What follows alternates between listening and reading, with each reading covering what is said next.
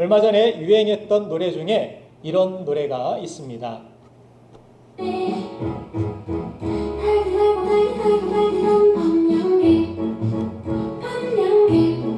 예, 감사합니다.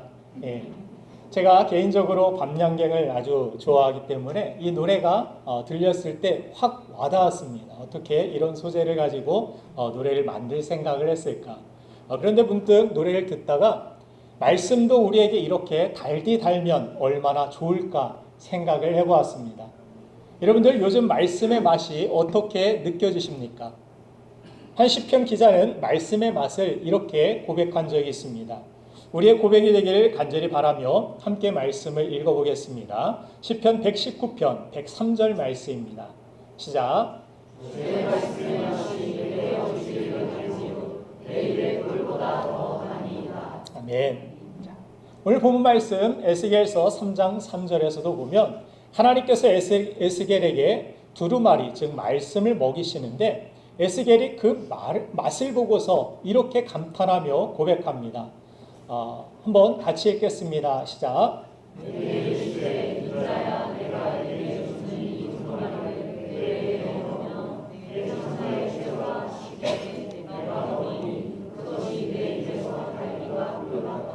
아멘.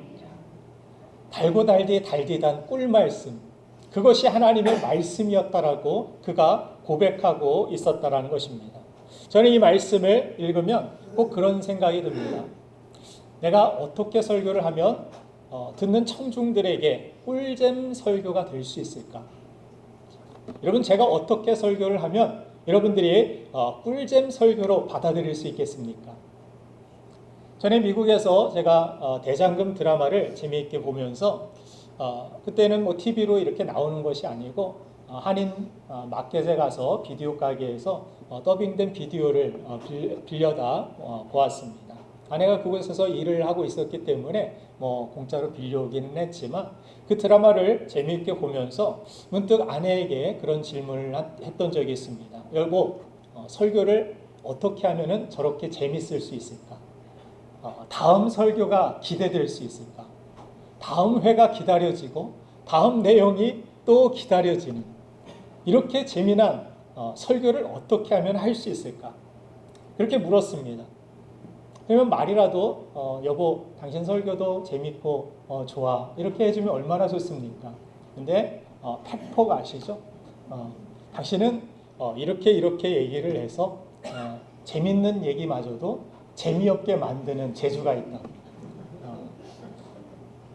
그런 은사를 왜 저에게 주셨는지 모르겠지만 이해가 되면서도 뼈 때리는 그런 아픔이 있었습니다. 많이 노력해야겠구나라고 생각을 했는데, 그런데 오늘 본문을 보면서 제가 위로를 받은 것이 정말 하나님 말씀이 달고 달디단 꿀 말씀이 되려면 제 노력보다 오히려 듣는 여러분들의 노력이 더 많이 필요하다는 사실을 알 수 있습니다. 아멘은 없으시죠? 저만 계속 노력을 해야 되나요? 오늘 본문 말씀 에스겔서 3장 3절 말씀을 다시 보면 말씀을 주는 자가 하라는 대로 자신이 입을 벌리라면 벌리고 먹으라면 먹고 창자까지 소화를 시켜 내리라고 하면 내리는 이 에스겔의 태도, 이 반응을 통해서 비로소 결국에 3절 마지막에 그는 내 입에서 그것이 달기가 꿀과 같더라고 고백하는 것을 오늘 성경을 통해 우리는 확인해 보게 되는 것입니다. 저는 오늘 이 설교 이후에 여러분에게 주시는 말씀이 그 어떤 영화나 드라마보다 더 재밌어지는, 더 달아지는 은혜가 있기를 주님의 이름으로 축복합니다. 그러면 꿀같이 단 하나님의 말씀의 맛을 누리며 우리가 살기를 원하는 우리를 향해 오늘 본문이 주는 두 가지 꿀팁을 여러분들에게 전달해 드리겠습니다. 첫 번째는 말씀을 일단 먹으라는 것입니다. 하나님 주신 말씀의 단맛은 어디서부터 시작되느냐? 말씀을 먹는 데부터 시작되었다라는 사실을 오늘 성경은 알려줍니다. 그것도 단단한 두루마리 같은 형태의 것임에도 주시는 분을 신뢰하는 태도로서 그것을 그대로 하라는 대로 받아들입니다. 말씀을 읽으라면 읽고 먹으라면 먹고 그것을 주시는 분은 신뢰하는 태도를 가지고서 그것을 먹습니다. 거기에서부터 맛이 시작된 것입니다. 많은 사람이 성경은 어려워서 못 읽는다고 그렇게 말하지만 사실은 그렇지 않습니다. 성경은 어려워서 읽지 않는 것이 아니라 읽지 않아서 어렵게 되는 것입니다. 읽지 않아서 어려운 것입니다. 우리가 성경을 통해서 하나님을 더 알아가기를 원하는 마음을 갖고 우리가 성경을 읽어 나아가면 성령께서 깨닫게 해주시는 은혜를 주시는 것입니다. 모르면 또한 제가 친절히 가르쳐 드릴 수도 있습니다. 우리가 성경의 맛, 설교의 맛을 누리지 못하는 이유는 말씀으로 나를 변화시키시고 주님을 닮게 하시고 은혜와 진리가 충만하게 하시는 하나님을 우리가 신뢰하지 못하고 이것을 우리가 가장 중요한 것으로 여기지 못하기 때문입니다. 우리가 하나님과의 관계가 무엇보다 중요하다라고 생각한다라면, 말씀보다 더 중요한 것은 없다라는 의식이 있다라면 어떻게든 우리는 말씀을 보고 들으려 할 것입니다. 오랫동안 여행에 갔다가 돌아와 보면 우편함에 우편물이 많이 쌓여 있는 것을 보게 됩니다. 그 우편물을 한 손에 들고 와서 우리는 그곳에서 가장 중요한 것을 남기고 광고지와 같은 것은 구분해서 버리게 됩니다. 거기에서 관리비 내역이라든지 할인 쿠폰이라든지 뭐 카드가 신규 카드가 왔다든지 중요한 것은 어떻게든 남기고 또다시 보려고 합니다. 잘 이해가 되지 않는 것이 있다라면 어떻게든 물어서 이해하려고 합니다. 왜 관리비가 이렇게 나왔는지, 왜 내용이 이런지를 확인하려고 합니다. 그런데 정작 우리는 하나님이 중요하다라고 말하면서 하나님이 하시는 말씀을 보지 않습니다. 그분이 뭐라고 하시는지 관심도 두지 않습니다. 이해하려고 노력하지도 않습니다. 마치 말씀을 광고 전단지보다도 더 쳐다보지 않습니다. 그래서 말씀을 들어도 일주일에 한 번 이렇게 말씀에 대한 관심도 없이 나와서 듣다 보니까 그냥 재미있는 예화만 기억이 되고 하나님의 말씀은 잘 들어오지가 않습니다. 별로 듣고 싶지 않습니다. 말씀을 계속 이어나가다 보면 졸음부터 쏟아집니다. 그래서 맛도 없고 변화도 없습니다. 관심이 없으니까. 관심이 있으면 어떻게 됩니까? 예전에 제가 당구를 처음 접했을 때 당구를 처음 접하니까 모든 것이 네모 사각형만 있으면 당구 다이로 보였습니다. 선장에 누워 있어도 당구 다이로 보이고 학교 수업 시간에 칠판도 당구 다이로 보이고 내가 가장 지금 관심 있는데 모든 것들이 관심이 들어가게 되고 거기에 시간과 모든 것들이 할애되는 제 모습을 보면서 우리가 정말 말씀을 그만큼 관심 있게 여긴다라면 우리 삶에서 정말 어마어마한 역사가 일어나겠구나 하는 그런 생각을 하게 된 것입니다. 요한복음 1장 14절 말씀을 보면은 예수님이 이 땅에 어떤 방법으로 오셨는지를 말씀하는데 한번 같이 읽어보겠습니다. 시작.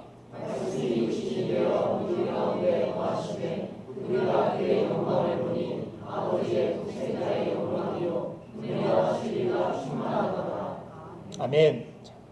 말씀이 육신이 되어서 이 땅에 오셨고 그분이 바로 예수 그리스도시며 말씀에 충만하신 그분이 바로 예수님 자체시고 말씀이 충만한 그 가운데 예수님은 그의 영광을 보니 아버지의 독생자의 영광이 있고 은혜와 진리가 충만하였다라고 설명해주고 있는 것입니다.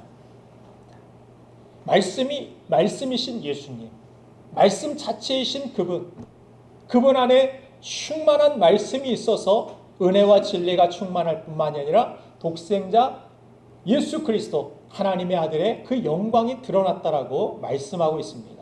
여기서 말씀이 육신을 입었다라는 이 포인트가 정말 중요한 것입니다. 말씀이 육신을 입었다. 오늘 이 시간에도 말씀이 여러분들을 입기를 원합니다. 말씀이신 예수 그리스도가 우리 안에 있으면 내 말이 너희 안에 있으면 무엇이든지 원하는 대로 구하라. 그리하면 이루리라. 예수님께서 말씀하시지 않았습니까? 말씀하신 그분 예수 그리스도.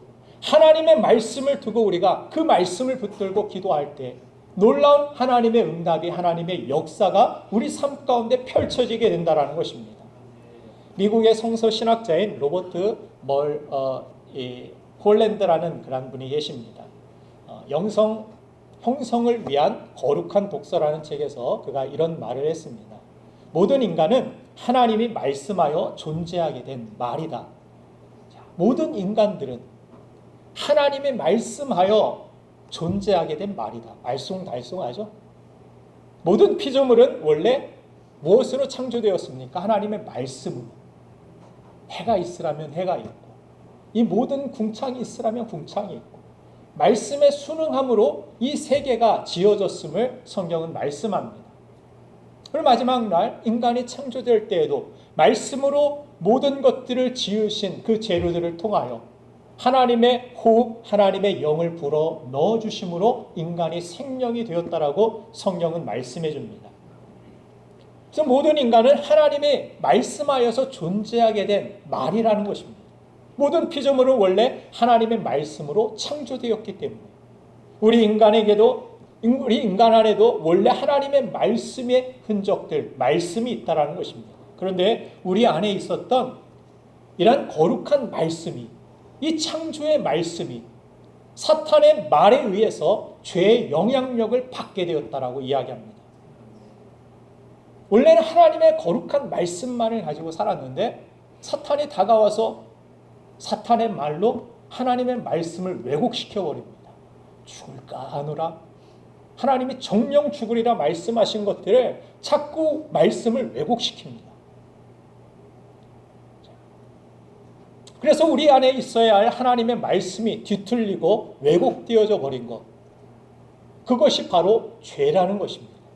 그 결과 온전한 말씀으로 이 땅에 우리가 존재하지 못하고 말로써 존재하고 있다라는 설명을 그가 한 것입니다.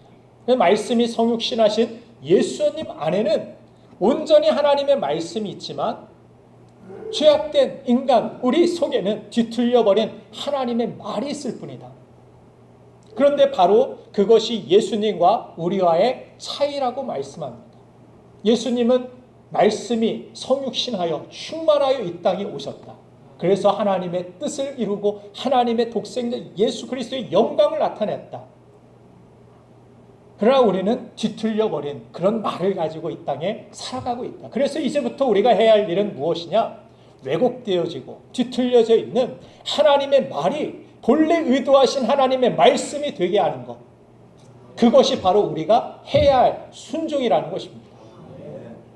바울이 우리에게 그리스도의 장성한 분량에 이르도록 하라라는 그러한 말씀이 성경에 기록되고 있는데 이 의미 역시 하나님의 말이 말씀이 되게 하라는 것입니다.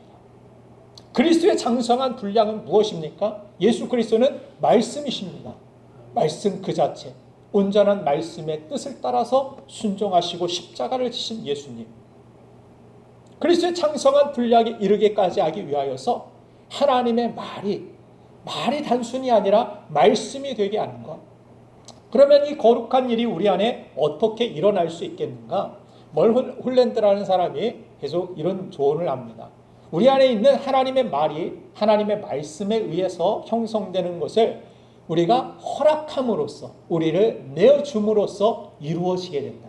다시 말해서 말씀의 주도권 아래서 나를 두기 시작하고 내가 말씀을 읽고 들으며 말씀을 의식하며 행동하고 움직이기 시작할 때 그 말씀 자체에 창조의 힘이 있어서 우리 속에 있는 왜곡되어 있는 그분의 말을 정화시키고 치유해서 본래 하나님의 의도하신 말씀으로 우리가 예수님을 닮아가도록 성경이 우리 속에서 하시는 역사가 시작된다라고 이야기합니다. 성경은 이것을 영적 수술 시간으로 빗대어서 말씀하기도 합니다. 히브리서 4장 12절 말씀, 히브리서 4장 12절 말씀을 같이 읽어보겠습니다. 시작. 하나님의 말씀은 살아있고 활력이 있어 자기의 말씀은 눈보다 더 예리하여 눈과 영과 관절과 불씨를 찔러 쪼개기까지 하며 또 마음의 생각과 뜻을 판단하니. 아멘. 하나님의 말씀이 날카로운 메스와 같이 우리의 심령 골수까지도 쪼개기까지도 하고 우리의 모든 것들을 감찰하고 우리의 마음의 생각과 뜻을 판단하기도 하고 우리 속에 있는 모든 것들을 새롭게 수술하고 고치고 회복하는 일을 누가 하느냐? 바로 말씀이 한다라는 것입니다.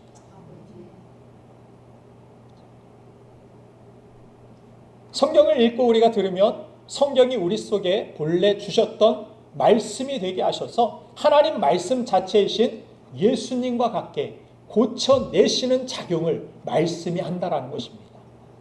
말씀이 꿀송이보다 달게 느껴지고 말씀대로 사는 것이 얼마나 중요한지를 우리가 깨닫고 온전히 하나님의 뜻대로 자기 십자가를 지고 하나님께 영광을 돌리는 참된 성도의 삶을 비로소 우리는 그렇게 살아갈 수 있는 것입니다.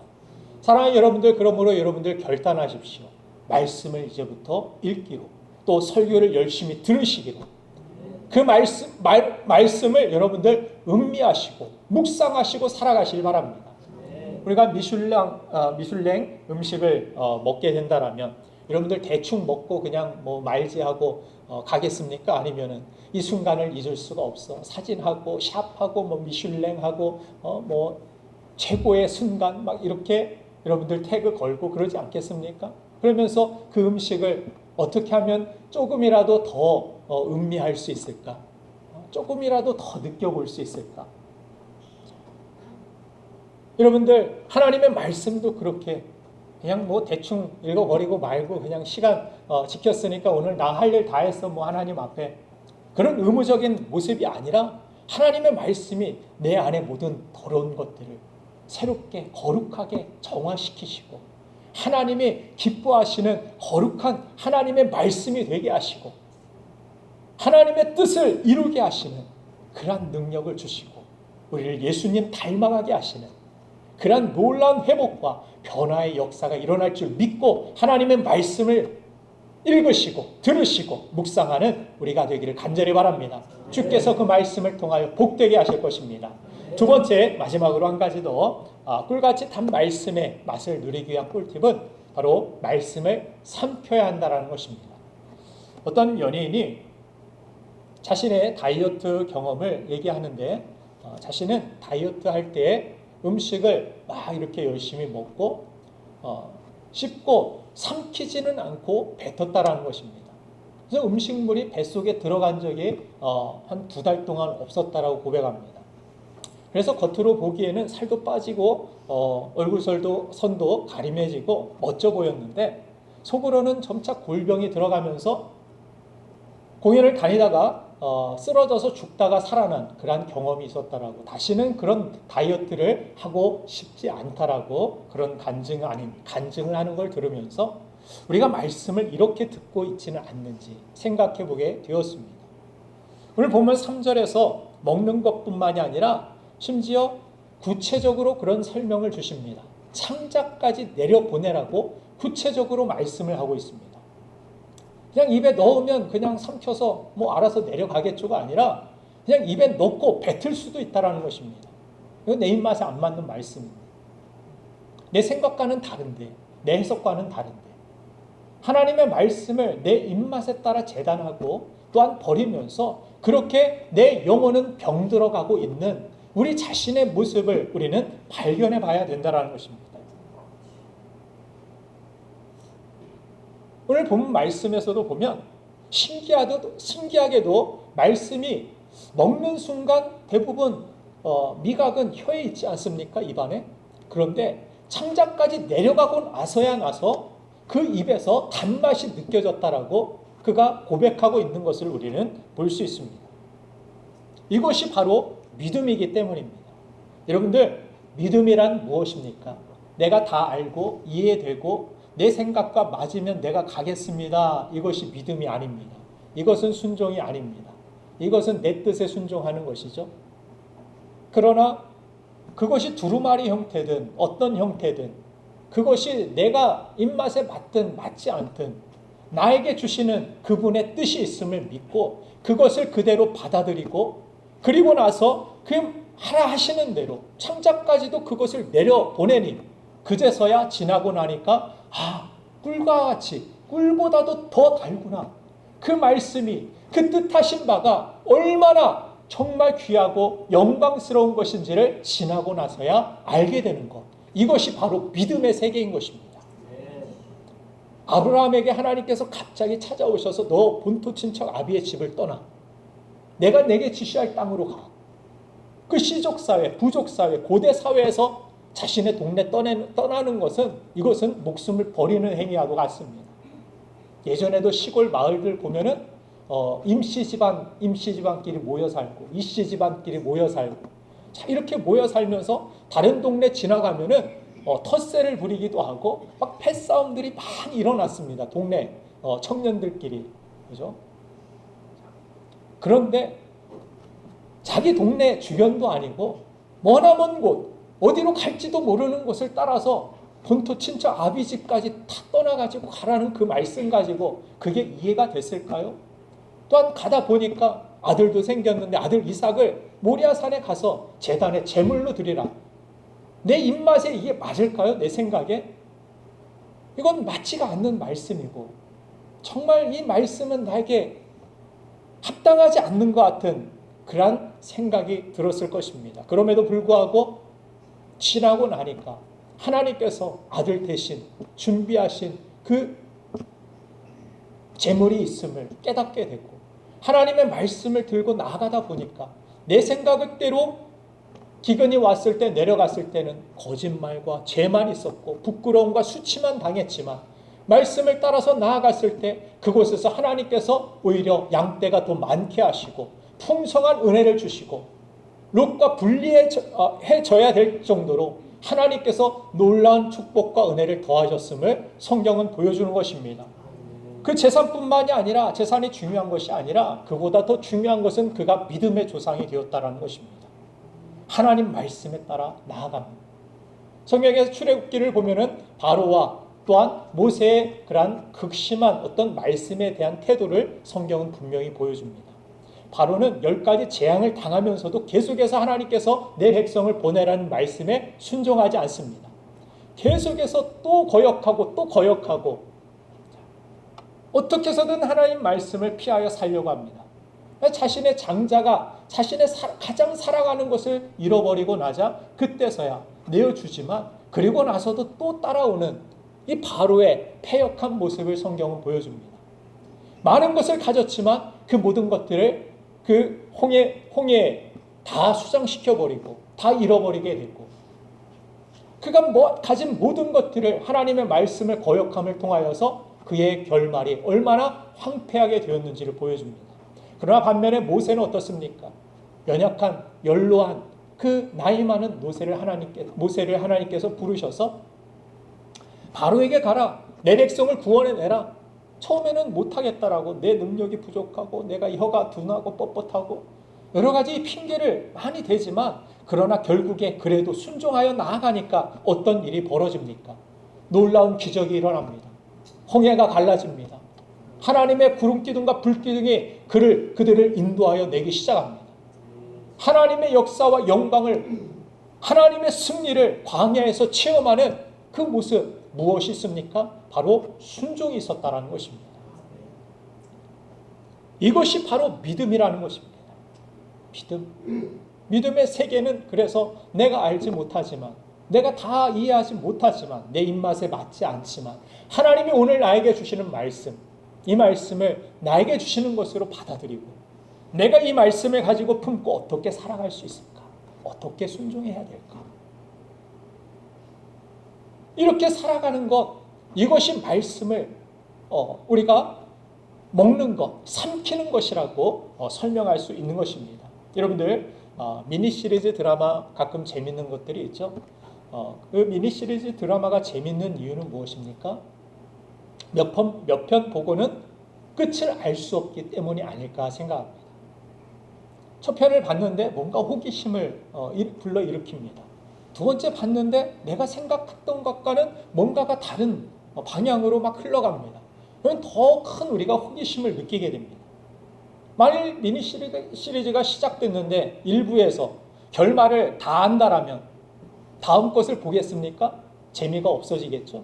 그런데 봐도 끝을 예측할 수가 없어서 도대체 끝을 어떻게 내려고 어떻게 이렇게 드라마를 펼쳐가지? 이런 생각이 든다면 정말 재미있는 드라마가 아니겠습니까? 설교도 그렇습니다. 왜냐하면 설교의 끝은 이 강단이 아니기 때문입니다. 설교의 끝은 여러분들의 삶이기 때문입니다. 설교가 끝나는 것은 몇 분 있다가 끝날 것으로 여러분들 짐작되죠? 설교 오늘 빨리 왜 안 끝나나? 오늘 꿀잼 말씀이라면 노잼 말씀을 계속 하시는 것 같은데 설교 왜 빨리 안 끝나지? 약속 시간 다 됐는데 밥 먹으러 가야 되는데. 자, 육신의 양식. 이 육신의 양식보다 이 육신의 양식은 잠시 기쁨과 즐거움을 주기도 하죠.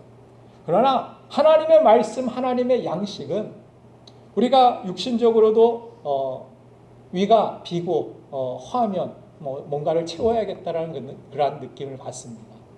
그러나 우리는 세상을 바삐 살아가면서 영적으로도 우리가 그렇게 공허하고 영적으로도 하나님의 말씀으로 채워짐이 있어야 된다는 것을 의식하지 못할 때가 많이 있는 것 같습니다. 그래서 육신으로는 건강한 것 같은데 밥도 잘 먹고 세상에 많은 것들도 가졌는데 공허합니다. 우울합니다. 뭔가가 불안합니다. 두렵습니다. 기쁨이 없고 감격이 없고 감사가 없고. 왜 그렇습니까? 말씀 자체이신 예수 그리스도, 하나님의 말씀으로 우리의 영혼이 채워지고 하나님의 말씀을 삼키고 그것을 우리가 삶 속에서 적용하고 살아갈 때 그 말씀이 내 영혼을 충만케 하는 하나님의 주시는 영적인 힘, 영적인 건강, 영적인 능력, 이것을 가지고 우리가 살아갈 때 비로소 하나님이 처음 인간을 창조하신 정말 생명력이 충만한, 은혜가 충만한, 하나님 맡겨주신 사명들을 힘있게 감당하는 그런 하나님의 사람으로 살아갈 수 있는 줄로 믿습니다. 설교가 그렇다라는 거예요. 이 설교의 끝은 이 강단에서 끝나는 것이 아니라 여러분들의 삶에서 끝나야 한다는 것입니다. 말씀이 여러분들의 삶 속에 침투해서 그 말씀을 통해서 여러분들의 삶 속에서 우리 주님이 일하시기 시작하면 여러분들의 삶이 어떤 결론이 날지 어떻게 날지 아무도 모르는 것입니다. 내 상황이 지금 두렵고 어렵고 요셉처럼 구덩이에 던져진 것 같고 애매히 모함을 당하고 나는 그들에게 선으로 대했는데 그는 오히려 나를 악으로 대하고 나를 힘들게 하는 주변 사람들로 인하여 괴로운 사람들이 있습니까? 힘든 사람, 어려운 사람들이 있습니까? 그렇다면 무엇보다 중요한 것이 무엇입니까? 하나님의 말씀이 내 삶을 그 상황 속에서도 새롭게 써 내려가실 수 있도록 하나님의 말씀 부여잡는 것입니다. 하나님 말씀 붙들고 그렇게 힘들지만 어렵지만 울더라도 눈물로 씨를 뿌리러 나아가는 것입니다. 말씀은 씨라고 성경은 이야기하지 않습니까? 하나님 말씀 부여잡고 울고 슬피 울고 눈물 나는 상황 속에서도 무엇 붙들어야 되느냐? 하나님 말씀 붙들어야 된다. 하나님이 말씀을 통해 친히 써내려가시는 드라마가 얼마나 다이나믹하고 그 결말이 얼마나 영광스러운 승리로 끝나겠습니까? 그러니 내게 주시는 설교는 그 어떤 드라마보다도 더 재미있고 스펙타클한 것이라는 사실을 우리는 기억해야 할 것입니다. 설교는 여기에서 끝나는 것이 아니라 삶으로 여러분들 삶으로 이어지는 것이기 때문에 삶으로 새로운 역사로 하나님이 써 내려가시는 것이기 때문에 그러면 우리는 이제 강단에서 선포되는 이 모든 말씀에 우리 자신을 활짝 열고 온전히 나를 하나님의 말씀에 맡기며 살아야 합니다. 말씀이 가라고 하면 한번 가봐야 되고 멈추라고 하면 멈춰도 보고 말씀대로 잘 사라지지 않아도 하나님 오늘 이 말씀으로 나를 주장해 주옵소서라는 그런 간절한 바람으로 우리가 하루하루를 살아야 합니다. 때로는 내 의지가 약해서 잘 못하지만 성령님 그때마다 날 도와주옵소서. 다음에는 하나님 말씀 붙들고 순종하며 살도록 나를 인도해 주옵소서. 쓰러지고 실패해도 다시 하나님 말씀 붙들고 일어난다라면 여러분들 다시 회복될 수 있습니다. 여러분들 다시 하나님 앞에 영광스러운 그러한 쓰임받는 인생을 살아갈 수 있는 것입니다.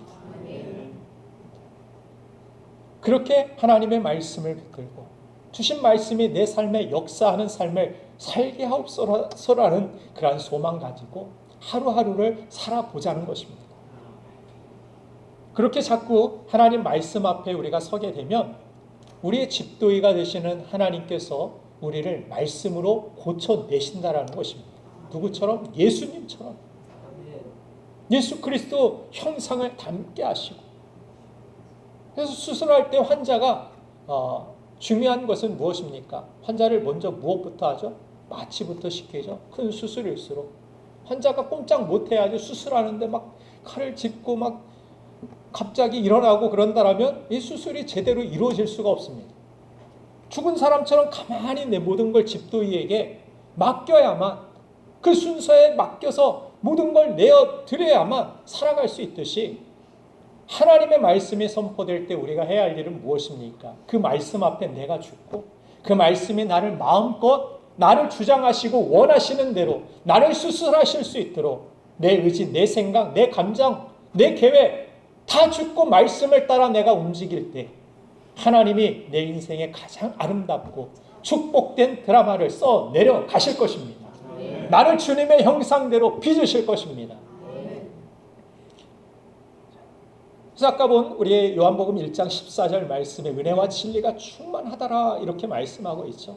말씀이 육신이 되어 예수님의 존재가 세상에 드러났다라고 말씀합니다. 마찬가지로 여러분이 받은 말씀이 우리의 육신을 입으면 어떻게 됩니까? 우리 삶 속에 예수님의 형상이 드러날 수 있다는 것입니다. 말씀이 육신이 되어 그러면 거기에 은혜와 진리가 충만하다, 이것이 따라온다라고 말씀합니다. 우리도 예수님처럼 말씀에 내 삶을 맡기고 살아 살 때 은혜가 충만한, 진리가 충만한 그런 인생을 살아갈 수 있는 줄로 믿습니다. 거기에는 독생자의 영광이 충만할 줄 믿습니다. 오늘도 말씀은 그렇게 예수님이 살아내신 삶을 이 땅에 재현하기 위해 말로써 그렇게 존재하는 것이 아니라 하나님의 말씀이 비로소 되어 거기에 창조의 역사가 있고 능력이 있고 그 말씀이 모든 악한 것들을 내어 쫓고 이기고 승리하는 하나님의 승리가 되는, 말씀이 검이 되어서 악한 모든 세력들을 멸하는 놀라운 하나님의 영광이 될 줄로 믿습니다. 자, 그렇게 오늘도 하나님의 말씀은 자신을 말씀 앞에 믿고 내 자신을 열고 주님의 말씀 따라 살기를 소망하는 사람을 찾고 있다는 것입니다. 말씀은 오늘도 우리의 육신을 입기를 원합니다. 그 사람이 저와 여러분들 되기를 주님의 이름으로 축원합니다. 하나님 오늘 저와 여러분들을 이 말씀 앞에 부르신 줄 믿습니다. 그 말씀에 기꺼이 응답하여 믿음으로 내가 살아가겠습니다. 하나님 기뻐하시는 뜻을 향하여 내가 그 부르심에 응답하여 나아가겠습니다라고 이 시간 우리 잠시 기도하는 시간 갖도록 하겠습니다. 주님 앞에 이 시간 하나님의